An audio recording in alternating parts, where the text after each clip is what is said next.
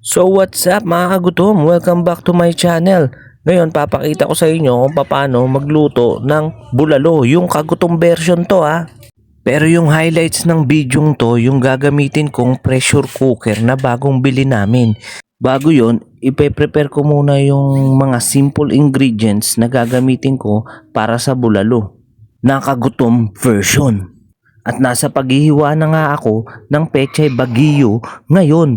Tapos susundan naman natin ng sibuyas. Ito na nga pala yung ingredient. Pero bago ang lahat ng yon, papakuluan ko muna kahit mga ilang minuto para matanggal natin yung mga bula-bula ng baboy na gagamitin natin. Pata nga pala ito ha mga kagutom.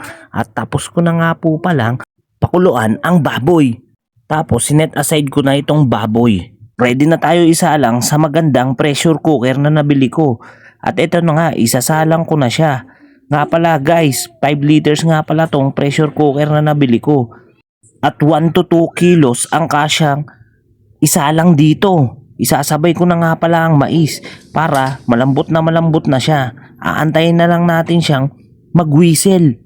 Pag nag-whistle na yung pressure cooker, tsaka lang natin siya oorasan ng 10 minutes. At lumipas na nga ang 10 minutes, mga kagutom. Papatayin na natin. Para safe, alisin mo muna yung pressure ng pressure cooker at pwede na natin siyang buksan, mga kagutom. Okay na. Sarap. Tapos titimplahan ko na lang ngayon ito, pero isi-set aside ko muna yung mga mais na pinalambot natin. Antayin lang natin lumambot yung patatas, tapos ilagay na natin itong pechay bagyo.